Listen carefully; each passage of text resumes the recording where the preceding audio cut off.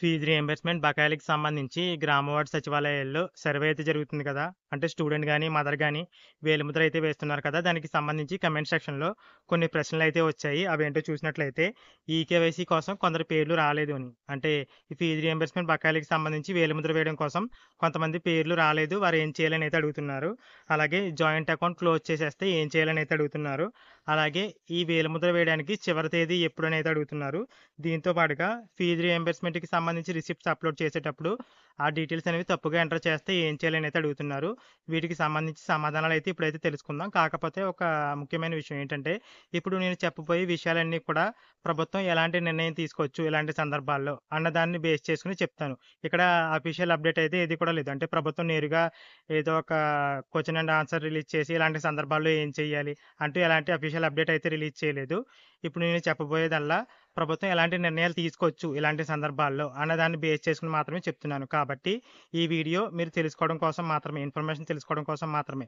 Final వచ్చేసి మీ welfare assistant ఏది చెప్తే అదే. ముందుగా చూసినట్లయితే ఈ ఫీజు రీయింబర్స్‌మెంట్ బకాయిలకి సంబంధించి వేలిముద్ర వేయడం కోసం కొంతమంది పేర్లు రాలేదని అయితే చెప్తున్నారు కదా! దానికి సంబంధించి నాకు తెలిసిన అప్డేట్ ఏంటంటే, ఇలా ఎవరి పేర్లైతే రాలేదో వారికి సంబంధించి ప్రెజెంట్ కాలేజీల్లో వెరిఫికేషన్ అయితే జరుగుతుంది. అంటే వాళ్ళు ఫీజనేది వారికి ప్రభుత్వం రిలీజ్ చేసిందా లేదా? ఇలాంటి కొంత డేటాబేస్‌లో ఏదైనా మిస్‌మ్యాచ్ అయితే అయ్యుండొచ్చు. ఆ డేటా అనేది అప్‌డేట్ అయిన తర్వాత వారి పేర్లు మళ్ళీ ఈ వెల్‌ఫేర్ అసిస్టెంట్ యొక్క జ్ఞానభూమి పోర్టల్ లాగిన్‌కైతే రావడం జరుగుతాయి. అంటే జ్ఞానభూమి యాప్ అయితే ఇచ్చి ఇప్పుడు బకాయిలకి సంబంధించి వేలిముద్ర తీసుకున్నారు కదా! ఆ యాప్‌లోకి మళ్ళీ కొత్తగా పేర్లయితే యాడ్ అవుతాయి. ఎప్పుడు కాలేజీలు అలాగే గవర్నమెంట్ రెండిటి మధ్య ఆ డేటాబేస్‌కి సంబంధించి ఏదైతే ఇష్యూ ఉందో అది క్లియర్ అయిన తర్వాత. అంటే ప్రభుత్వం కొంతమందికి విద్యార్థులకి అమౌంట్ రిలీజ్ చేసింది. అది ఎంత రిలీజ్ చేసింది? అసలు విద్యార్థులకు క్రెడిట్ అయిందా లేదా? ఇలాంటి డేటాబేస్‌లో కొన్ని ఎర్రర్స్ అయితే ఉంటాయి కాబట్టి ఆ డేటా మ్యాచ్ అయిన తర్వాత ఆ విద్యార్థుల పేర్లు మళ్ళీ జ్ఞానభూమి యాప్ లాగిన్‌కి ముద్ర తీసుకోవడం కోసం వెల్‌ఫేర్ అసిస్టెంట్‌కి అయితే వస్తాయి. కొన్ని రోజులైతే వెయిట్ చేయండి. మేబీ 2 రోజుల్లో దానికి సంబంధించి కొత్తగా పేర్లొచ్చే అవకాశం అయితే ఉంది.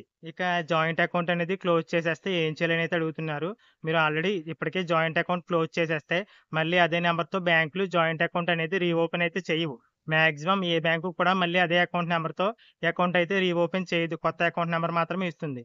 కాబట్టి ప్రభుత్వం దీనికి ఆల్టర్‌నేటివ్‌గా ఏదో ఒక నిర్ణయం అయితే తీసుకోవచ్చు.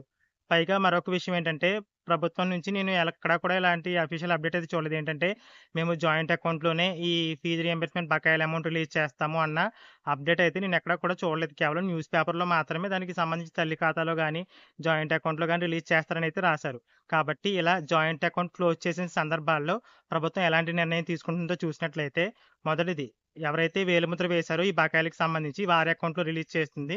లేదా మదర్ అకౌంట్‌లో రిలీజ్ చేస్తుంది. అంటే ఈ బకాయిల అమౌంట్ వచ్చేసి స్టూడెంట్ అకౌంట్‌లో గాని, మదర్ అకౌంట్‌లో గాని రిలీజ్ చేసే అవకాశం అయితే ఉంది. అలా కుదరని సందర్భంలో ఎలా ఆప్షన్ ఇస్తారు అంటే, ఎవరైతే వెల్‌ఫేర్ అసిస్టెంట్ ఉన్నారో వారి లాగిన్‌లో ఎడిట్ ఆప్షన్ అయితే ఇస్తారు. ఈ అకౌంట్ డీటెయిల్స్ మార్చుకోవడం కోసం. అంటే ఇలా ఈ వేలిముద్రలు వేసిన తర్వాత ఒక ఫైనల్ లిస్ట్ అయితే వస్తుంది కదా! అప్రూవల్‌తో.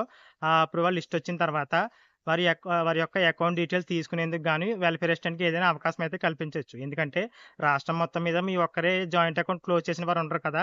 చాలామంది ఇప్పటికే జాయింట్ అకౌంట్ క్లోజ్ చేసిన వారు ఉంటారు. వారందరికీ కూడా ఏదో ఒక అవకాశం కల్పించాలి.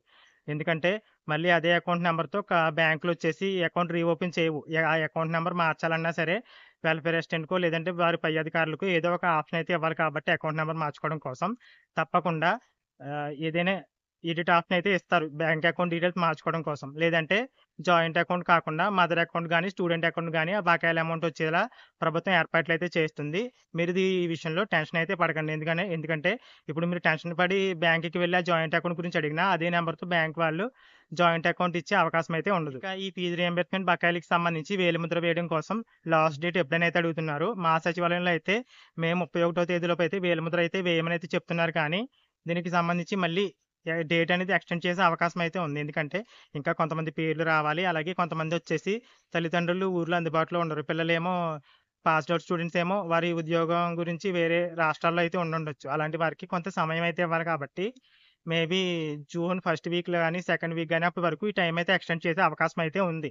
ప్రస్తుతానికైతే ఈ వేలిముద్ర వేయడానికి చివరి తేదీ వచ్చేసి మే 31వ తేదీ. ఇక ఫీజ్ రిసిప్ట్స్ ఏవైతే ఉన్నాయో ఆ ఫీజ్ రిసిప్ట్‌కి సంబంధించి డేటా అనేది వెల్‌ఫేర్ అసిస్టెంట్ లాగిన్‌లో ఎంటర్ చేసేటప్పుడు తప్పుగా ఎంటర్ చేస్తాయి. అంటే ఆల్రెడీ ఫీజ్ పే చేసినా సరే ఫీజ్ అనేది పే చేయనట్లు వేలిముద్ర వేసినట్లయితే లేదా తక్కువ ఫీజ్ అనేది పే చేసి ఎక్కువ పే చేసినట్లుగా వెల్‌ఫేర్ అసిస్టెంట్ లాగిన్‌లో డీటెయిల్స్ ఎంటర్ చేయించుకుంటే అలాంటి సందర్భాల్లో ఏం జరుగుతుందో చూసినట్లయితే ఇప్పుడు తక్కువ ఫీజు పే చేసి ఎక్కువ పే చేసినట్లుగా వెల్ఫేర్ అసిస్టెంట్ లాగిన్‌లో ఎంటర్ చేస్తే ఏమవుతుందంటే, అలాంటి అప్లికేషన్‌లన్నీ తప్పకుండా ఈ వెరిఫికేషన్‌లో అంటే కాలేజీలో మీ యొక్క పేరైతే వెరిఫికేషన్ కోసం అయితే వస్తుంది.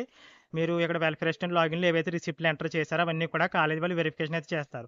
అక్కడ తప్పకుండా ఇలా ఫీజు అనేది తక్కువగా పే చేసి, ఎక్కువ పే చేసినట్లుగా ఎవరైతే చూపించుకున్నారో అలాంటి అప్లికేషన్‌లన్నీ కూడా అక్కడ రిజెక్ట్ అయిపోతాయి కాబట్టి, అలాంటి వారికి సంబంధించి మళ్ళీ వెల్ఫేర్ అసిస్టెంట్ లాగిన్‌లో ఎడిట్ ఆప్షన్ అయితే ఇచ్చి తక్కువ వారు ఎంతైతే ఎగ్జాక్ట్‌గా పే చేశారో అదే డీటెయిల్స్ ఎంటర్ చేయడానికి ఆప్షన్ అయితే ఇస్తారు. ఇక మరొక కేస్ ఏంటంటే ఎవరైతే ఆల్రెడీ ఫీజు పే చేసినా సరే ఫీజు అనేది పే చేయనట్లుగా తెలియక వేలిముద్ర అయితే వేసిన వారు ఉంటారు. అలాంటి వారికి సంబంధించి కూడా తప్పకుండా ఆప్షన్ అయితే ఉంటుంది. ఏదర్ కాలేజీలో గానీ లేదంటే వెల్ఫేర్ అసిస్టెంట్ లాగిన్‌లో గానీ ఇలాంటి వారికి ఏదో ఒక ఆప్షన్ అయితే ఇస్తారు. ఇవన్నీ ఇప్పటి వరకు కూడా ఎక్స్‌పెక్ట్ చేసిన డీటెయిల్స్ మాత్రమే. దీనికి సంబంధించి మరి ఏదైనా అఫీషియల్ అప్డేట్ వస్తే మాత్రం తప్పకుండా మరొక వీడియోలో అయితే తెలియజేస్తాను. Thanks for watching.